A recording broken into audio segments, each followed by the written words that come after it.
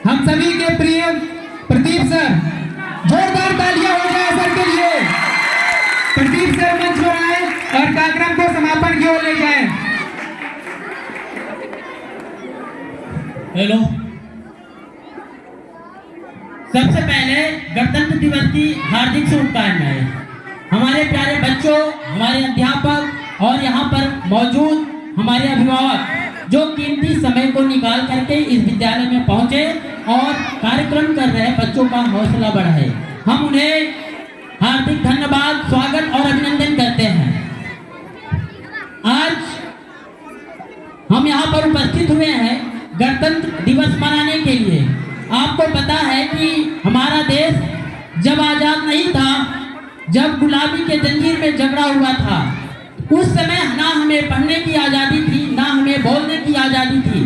कहने का मतलब हम अपने मन से कुछ भी नहीं कर सकते थे। लेकिन जब हमें आज़ादी मिली तो हमें शिक्षा का अधिकार मिला। आज हम एक विद्यालय में उपस्थित हुए हैं, इसलिए हम शिक्षा के विषय में ही बात करेंगे।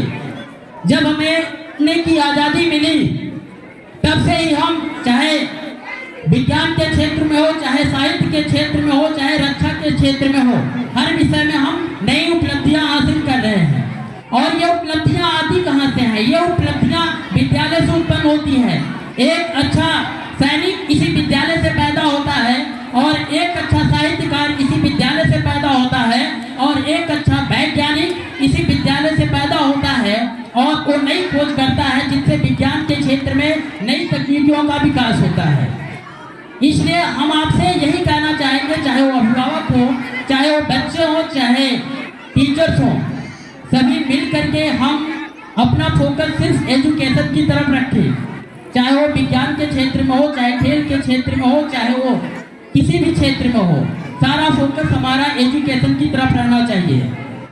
तभी हमारे देश का विकास हो सकता है, और असली स्वतंत्रता हमें एजुकेशन से ही मिलता है। अगर हम पढ़े लिखे नहीं हैं तो हम स्वतंत्र नहीं हैं। चाहे हम उद्योगपति के गुलाम रहेंगे, चाहे राजनेताओं के गुलाम रहेंगे, चाहे पूंजीपतियों के गुलाम रहेंगे, किसी ना किसी तरीके से हम गुलाम रहेंगे। लेकिन जब हम पढ़ लिख लेते हैं तो हमें अपने अधिकार पता होते हैं, हमें अपने राइट्स पता होते हैं, तब हम किसी के गुलाम नहीं होते हैं, क्योंकि तब हम उनसे सीधा प्रश्न पूछते हैं और अपने अधिकारों को समझते हैं। इसलिए यहाँ पर जितने भी अभिभावक मौजूद हैं, और खास करके हमारे जो बच्चे मौजूद हैं, आज वो ये प्रण लें कि हमारा पूरा फोकस एजुकेशन की तरफ रहेगा, और हम इतनी मेहनत करेंगे कि हम आगे चल करके एक अच्छा सिपाही बन सके जो देश की रक्षा कर सके, और एक अच्छा वैज्ञानिक बन सके जो नई तकनीकों की खोज कर सके। क्योंकि रक्षा के क्षेत्र में भी नई तकनीकियां हैं। जब तक हम पढ़े लिखे नहीं रहेंगे, हम नई तकनीकों का खोज नहीं कर पाएंगे। जैसा कि हमारे बच्चे सोचते हैं कि अगर मैं नहीं पढ़ूंगा क्या मेरे देश पर कोई फर्क नहीं पड़ता है, क्योंकि देश का अगर एक नागरिक नहीं पढ़ेगा, देश के ऊपर कोई फर्क नहीं पड़ेगा। लेकिन ये आपकी सबसे बड़ी भूल है।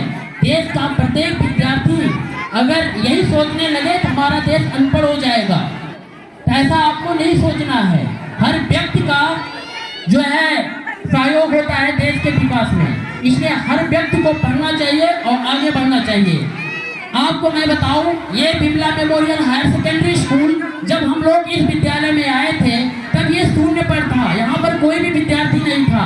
लेकिन हमारे अध्यापकों की मेहनत से आज हम इस मुकाम पर पहुंचे हैं कि ये पूरा कैंपस भरा पड़ा हुआ है, और हम सिर्फ पढ़ाई नहीं रहे हैं, सफलताएं भी दे रहे हैं। अगर आप हमारी अभी हाल की सफलताओं की बात करें तो अभी हाल ही हमारे कुछ बच्चे अलग अलग जगहों पर चयनित हुए हैं, हम उनका नाम लेना चाहेंगे।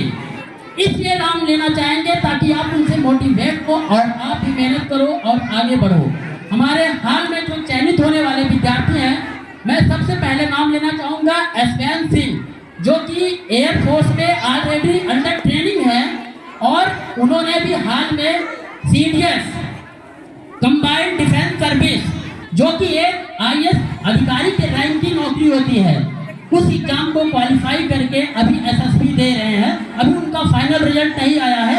हम भगवान से यही प्रार्थना करेंगे कि उनका चयन हो जाए। अगर उनका चयन हो जाता है CDS में, तो आप समझिए कि इस काफी बड़े क्षेत्र में अभी इस प्रकार का कोई अधिकारी चयनित नहीं हुआ है, और इस बड़े पोस्ट पर चयनित होना आप समझिए कि एक गर्व की बात है, और इस विद्यालय के लिए तो बहुत ही गर्व की बात है।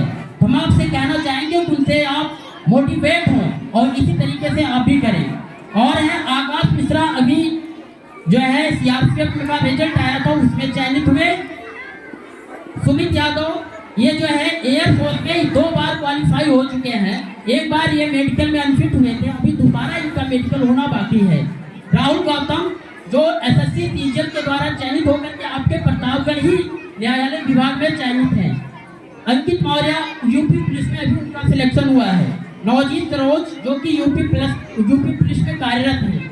और अभी आप ध्यान दीजिए, अभी जो एंकरिंग कर रहे थे हमारे सबसे प्रिय छात्र अनुज यादव, आप यह सोचिए कि इस साल आपके पास तो मौजूद रहे, हमारे ख्याल से अगली बार ये मौजूद नहीं रहेंगे, क्योंकि इस बार इन्होंने जेईई मेंस और एडवांस की एग्जाम को क्वालिफाई करके इन्होंने अपना चयन कर लिया था। इनको एनआईटी कोलकाता विद्यालय मिला था जहां से इनको बीटेक करना था, लेकिन मैं आपको बता दूं इनका एक जज्बा और एक जुनून और एक जोश है कि मैं आईआईटी के नीचे एडमिशन नहीं लूंगा, इसीलिए इन्होंने एनआईटी कोलकाता को किक करके और फिर से अपनी तैयारी कर रहे हैं और अथक प्रयास कर रहे हैं। भगवान चाहेंगे तो इस बार उनका आईआईटी में सिलेक्शन हो जाएगा, और आईआईटी में सिलेक्शन होना एक बड़ी बात है। ध्यान रखिए, पूरे भारत की ये परीक्षा होती है, इसमें जितने भी टैलेंटेड लोग होते हैं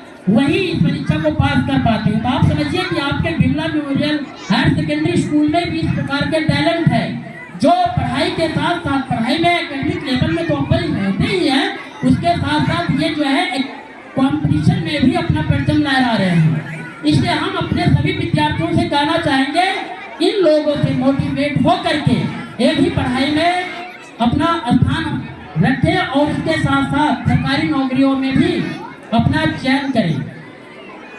अब इस प्रोग्राम को इसी के साथ हम समापन करेंगे, और हमारे जितने भी अभिभावक इस समय मौजूद हैं हम उनको मंच पर बुलाना चाहेंगे, क्योंकि जो भी कार्यक्रम में प्रतिभाग किए थे उन्हें पुरस्कृत किया जाना है और उनको पुरस्कृत अभिभावक के द्वारा ही किया जाएगा। इसलिए हमारे जितने भी सम्मानित अभिभावक हैं वो कृपया मंच पर आए और कार्यक्रम में जितने भी बच्चों ने भाग लिया था या परफॉर्म किया था उनको सम्मानित करें।